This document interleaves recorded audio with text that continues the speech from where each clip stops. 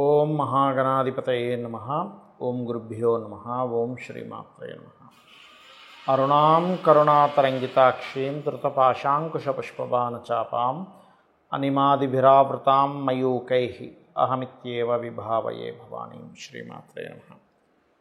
ప్రేక్షకులకి ఆ లలితాంబిక అమ్మవారి యొక్క అనుగ్రహం పరిపూర్ణంగా కలగాలని మనస్ఫూర్తిగా కోరుకుంటూ మనం ఈరోజు చాలామంది పడుతున్నటువంటి జనరల్గా ఎటువంటి ఇబ్బందులు అయితే పడుతున్నారో వాటిని మనంతట మనమే మన జన్మజాతకంలో ఏ రకంగా చూసి పరిష్కారం చేసుకోవచ్చు, చాలా సింపుల్గా అనే విషయాలు తెలుసుకుందాం. ఒకటి, అందరూ ఇబ్బంది పడేది ఏమిటంటే వాళ్ళ జీవితంలో ఎదగలేకపోతున్నాము.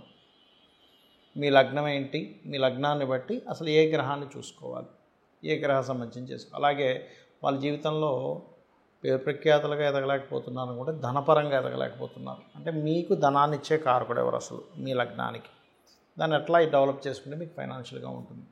ధనం ఒక ఎత్తు అయితే మనకి రుణము, ఎక్కువ రుణాలు ఉన్నాయండి, ఏంటో ఈ అప్పులు ఎప్పుడు తీరుతాయో అర్థం కావట్లేదు అంటూ ఉంటారు. అటువంటి వాటికి ఎట్లాగా మీ లగ్నరీత్యా అదేవిధంగా ధనము, రుణము, కెరియర్ పరంగా కానివ్వండి, అలాగే వివాహపరంగా కానివ్వండి, ఈ విదేశీ సంబంధించినవి కానివ్వండి, ఇలాగా కొన్ని అంశాలు ముఖ్యంగా మేజర్గా మనకి ఏం కావాలి హెల్త్ పరంగా, వీటిని అసలు మనం ఎలా చూసుకోవాలి మన పర్సనల్ చార్ట్లో మనంతట మనమే, దీంతోపాటు దీన్ని ఎట్లా డెవలప్ చేసుకోవాలి అనేటువంటి అంశాలు చెప్తుంది నేనైనప్పటికీ కూడా చెప్పేస్తుంది సాక్షాత్ లలిత అమ్మవారిగా భావిస్తూ ఒక్కొక్క లగ్నం గురించి మనం తెలుసుకుందాం. కన్యా లగ్నము, కన్యా రాశి. అయితే లగ్నమే తీసుకోండి, జస్ట్ లగ్నం తెలియని వారి కోసమని నేను రాశి అనే వర్డ్ వాడాను. ఇక్కడ ఏంటంటే ఫస్ట్ ఆఫ్ ఆల్ కన్యా లగ్నంలో జన్మించామంటే వాళ్ళ స్ట్రెంగ్త్ ఏమిటి అంటే ఏదైనా సరే చూసి నేర్చుకునేటువంటి క్యాపబిలిటీ మీకు ఉంటుంది, ఇంక అందులో ఎటువంటి సందేహం లేదు. ఇక్కడ గనక మీకు కెరియర్ పరంగా, ఎందుకంటే 1 and 10th లార్డ్ కన్యా లగ్నం అధిపతి, సో 1 and 10th లార్డ్ అయినప్పుడు ఇది ఇచ్చే రిజల్ట్ ఏమిటి అంటే స్పెసిఫిక్గా ఇది మీరు బుద్ధి బలంతో ఎటువంటి విషయాన్నైనా నేర్చుకునేటువంటి క్యాపబుల్ ఉన్నటువంటి లగ్నము. ఇప్పుడు ఈ కన్యా లగ్నం బాగుంది, అసలు వీళ్ళు పెద్దగా దేనిలోని చదవక్కర్లే, అంటే చదువుకోవడం తప్పని నేను చెప్పట్లేదు, బాగా అర్థం చేసుకోండి. ఒక సాఫ్ట్వేర్ ఇంజనీరు కంప్యూటర్స్ గురించి అద్భుతంగా చదివి ఆపరేట్ చేసేటువంటి ఆ ఇంజనీర్ ఎలా అయితే చేస్తాడో, వీళ్ళు కొంచెం కంప్యూటర్ గురించి చదువుకొని అంటే తెలుసుకొని వాళ్ళలాగా ఆపరేట్ చేసేయగలుగుతారు, కోడింగ్ రాసేయగలుగుతారు. ఏంటంటే తెలిసిపోతుందండి, ఏముందిలేండి ఇది పెద్ద విషయం కాదంటారు, మేనేజింగ్ బాగా చేయగలుగుతారు. బట్ ఇది ఎప్పుడైతే దెబ్బతింటుందో మెర్క్యూరీ, అప్పుడు మీరు అర్థం చేసుకోవాల్సింది ఏంటంటే నేను ఎందుకు కెరియర్ పరంగా ఎదగలేకపోతున్నానని మీకు క్వశ్చన్ వచ్చినప్పుడు మీరు చెక్ చేసుకోవాల్సింది మెర్క్యూరీ, అంటే బుధుడు ఎలా ఉన్నాడు, బుధుడు స్ట్రాంగ్గా లేడు, అందుకే నేను ఎదగలేకపోతున్నా. అంటే చిన్న ఎగ్జాంపుల్ చెప్తా. ఒక వ్యక్తి మనం చూస్తూ ఉంటాం 100 కిలోలు ఇలా పట్టుకుని ఎత్తేస్తాడు వెయిట్ లిఫ్టింగ్లో. ఎందుకు అలా ఎత్తగలిగాడు, మనం ఎందుకు ఆ 100 కిలోలు ఉన్నటువంటిది 200-300 కేజీ ఎందుకు ఎత్తలేకపోతున్నాం అంటే మన ఆర్మ్స్ కానీ మన బాడీ కానీ స్ట్రాంగ్గా లేదు, సింపుల్ లాజిక్. సో ఎప్పుడైతే మన ఆర్మ్స్, మన బాడీ, మన అన్నీ స్ట్రాంగ్గా ఉన్నాయో వాడికంటే ఇంకో 100 కిలోలు ఎక్కువ కూడా ఎత్తగలుగుతాం. అంటే ఏంటి, మీ 10th లార్డ్ స్ట్రెంగ్త్గా లేడు ఎందుకంటే లగ్నాధిపతి దశమాధిపతి ఒక్కడే బుధుడు అయ్యాడు. ఇఫ్ అది స్ట్రాంగ్గా ఉంది ఇంక తిరుగులేదు. బుద్ధి బలంతో కెరియర్లో ఒక స్టేజ్కి వెళ్ళిపోయే యోగాన్ని ఇస్తాడు కన్యా లగ్నానికి బుధుడు. అయితే కెరియర్లో స్ట్రాంగ్గా వెళ్ళిపోవడం వేరు, ధనాన్ని ఇచ్చేటువంటి వీనస్ ఏం చెప్తున్నాడనే విషయం మనం తెలుసుకోగలగాలి. So Venus is 2nd and 9th lordship వస్తుంది. సో ఎవరికైనా ఏదైనా గైడ్ చేయడము,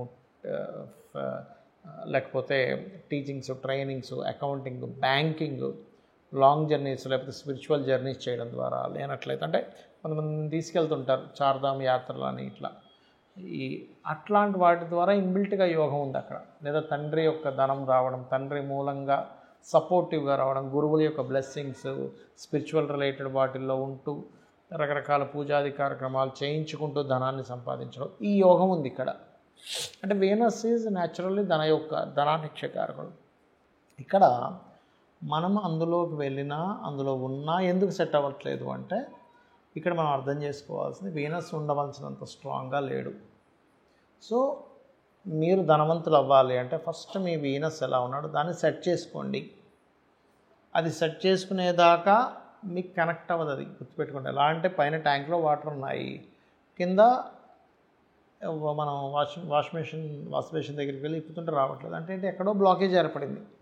వాటర్ చూస్తే ఉన్నాయి, కింద ఎందుకు రావట్లేదు అంటే బికాజ్ ఆఫ్ లోపల ఎక్కడో ఏదో డిస్టర్బెన్స్ ఎదురైంది దానికి. సో దాన్ని క్లియర్ చేసుకుంటే ఎలా అయితే మీకు ధనం వస్తుందో, అంటే వాటర్ వస్తాయో, సేమ్ యాజ్ ఇట్ ఈజ్ ధనం కూడా అదేవిధంగా రావడం జరుగుతుంటుంది. కాకపోతే మీకు ఏంటంటే క్రియేటివిటీ, టీచింగ్స్, ట్రైనింగ్స్, అకౌంట్ వీటిల్లో ఎక్కువగా ఉంటుంది మీకు స్కోప్ అనేది. బాగుంటే, బాగోకపోతే ఇంకా సెకండ్లో ఏదైనా వేరే ప్లానెట్ ఉంది, అప్పుడు దాని పరంగా ఇస్తూ ఉంటుంది. అలాగే ఇక్కడ మెయిన్గా ఏంటంటే ఇక్కడ సిబ్లింగ్స్తో వైరల్టీ అనేది కూడా ఒక ఇబ్బందిని ఇస్తుంది. రెండవది మూన్ మీకు పూర్వజన్మ కర్మకారక ప్లానెట్ అవుతాడు. శని ముఖ్యంగా, చంద్రుడు ముఖ్యంగా. శని ఫస్ట్ ఆప్షన్లో అవుతాడు, 6th లార్డ్ అయ్యాడు కాబట్టి. కాకపోతే మూన్ ఈజ్ మోస్ట్ ఇంపార్టెంట్. అంటే ఏమిటి, మీ మూన్ బాగున్నాడు అంటే అంటే మీ కన్యా లగ్నంలో జన్మించిన మీకు చంద్రుడు కనుక బాగుంటే ట్రాన్స్పోర్టేషను, ఫుడ్డు, అలాగే క్లాత్ రిలేటెడ్, ఈవెంట్స్ రిలేటెడ్ వీటిల్లో దూసుకుపోతారు. గుర్తుపెట్టుకోండి, ఇంక తిరుగు లేకుండా కన్యా లగ్నానికి. అలా కాదు వాటిలోనే ఉన్నానండి, నేను ఎందుకో ముందుకు వెళ్ళలేకపోతున్నా అంటే మీరు ఖచ్చితంగా చంద్రుడిని చెక్ చేసుకోండి. అంటే చంద్రుడు ఎలా ఉన్నాడు, మూన్ మీకు స్ట్రాంగ్గా ఉన్నాడా, వీక్గా ఉన్నాడా. మూన్ స్ట్రాంగ్గా ఉన్నాడు, ఏం ఆలోచించక్కర్లేదు. మహాదశ వచ్చింది, ఇంకా తిరుగులేదు. అంటే 11th లార్డ్ కదండి, అంటే 11th లార్డ్ పాప అయినప్పటికీ అక్కడ పుణ్య ఫలితాలు వచ్చినప్పుడు ఇస్తాడు, గుర్తుపెట్టుకోండి. అలాగే ఇక్కడ సహజంగానే కన్యా లగ్నానికి ఏంటంటే గురువు ఈజ్ బాధక ప్లానెట్. సో అందుకని వివాహ సంబంధించిన విషయంలో కొంచెం స్ట్రెస్ అవ్వడం ఇట్లాంటివి ఇస్తాడు. సో ఇది ఒక్కొక్కసారి కనుక గురువు కనుక బాగుంటే, నేను చాలా కేసెస్లో చూసింది ఏంటంటే వీళ్ళకంటే వీళ్ళ జీవిత భాగస్వామికి ఒక రేంజ్, అంటే కెరియర్ పరంగా తీసుకుంటే వీళ్ళు ఒక 50,000 60,000 సంపాదిస్తే జీవిత భాగస్వామి 1,00,000 2 లక్షలు కూడా సంపాదిస్తూ ఉంటుంది ఎవ్రీ మంత్. సో ఇక్కడ ఏంటి, ఏ ప్లానెట్ బాగుంటే, ఇక్కడ చాలామంది ఏమనుకుంటారంటే కన్యా లగ్నానికి 7th లార్డ్ ఈజ్ బాధక ప్లానెట్, సో వివాహం చేసుకోకూడడం మంచిది అనుకుంటారు. కానీ అలా కాదు. బాధకుడు అయినప్పటికీ ఆ బాధకుడు యొక్క రూపు ఎలా మారింది, అది యోగకారకుడుగా కూడా మారిపోద్ది ఒక్కోసారి, మారకుడు బాధకుడు అయినా కూడా. అది ఫస్ట్ మనం చెక్ చేసుకోవాలి.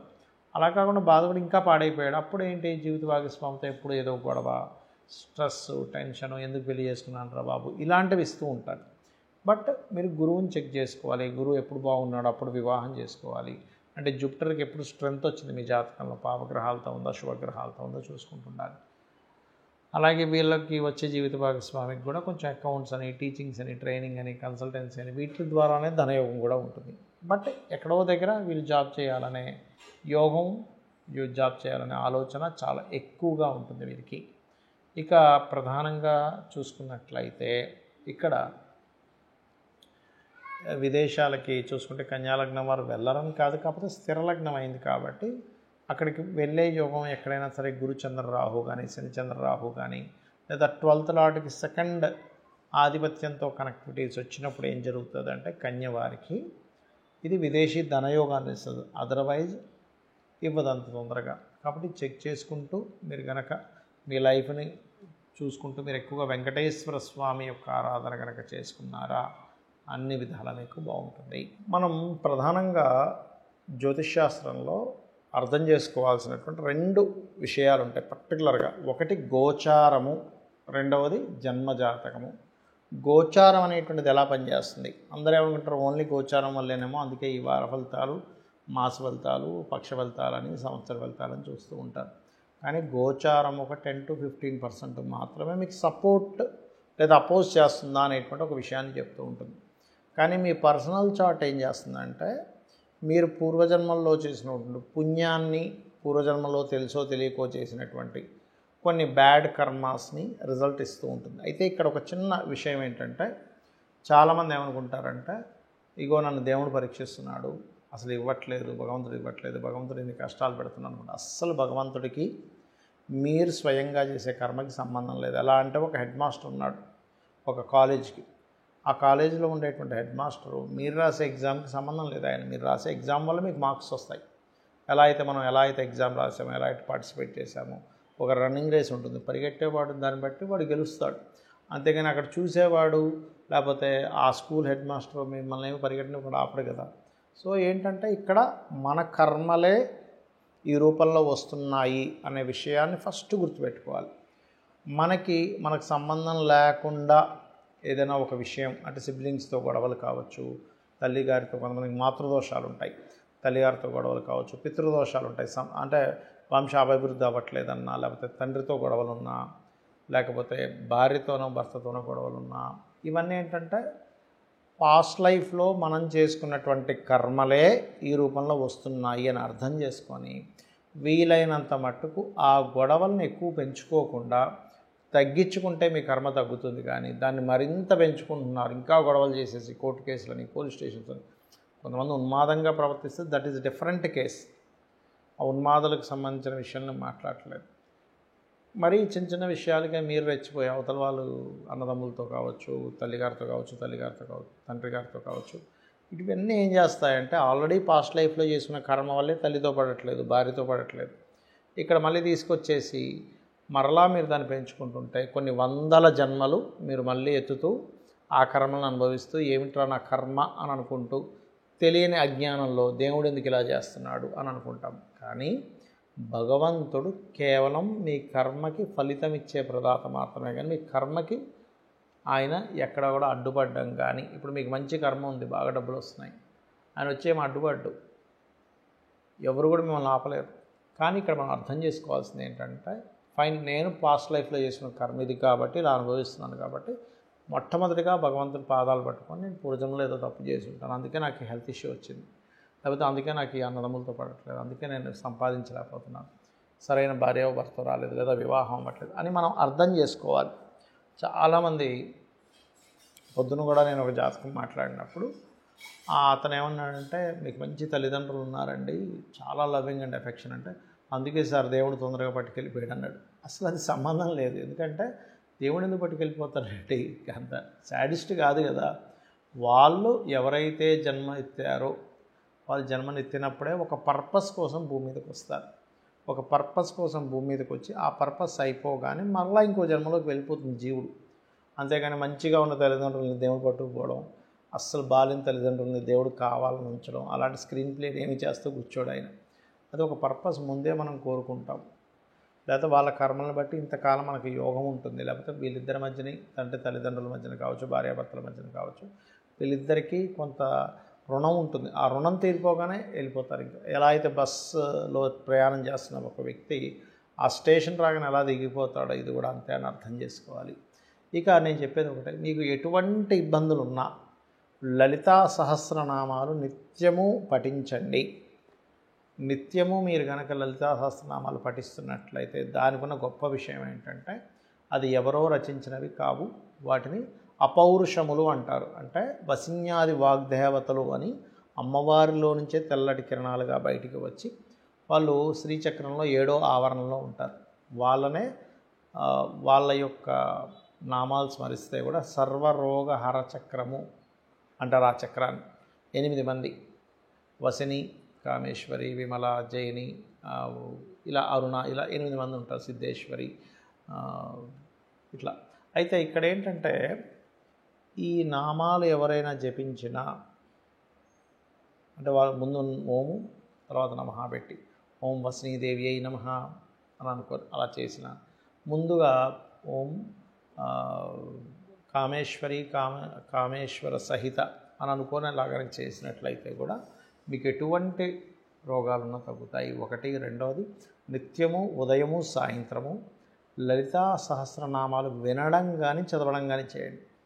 మీరే చూస్తారు అప్పటి వరకు ఉన్నటువంటి లైఫ్ ఎలా ఉంది, దాని తర్వాత అమ్మవారి అనుగ్రహం ద్వారా మీ లైఫ్ ఎలా అద్భుతంగా మారింది అనేటువంటిది. శ్రీమాత్రే నమః.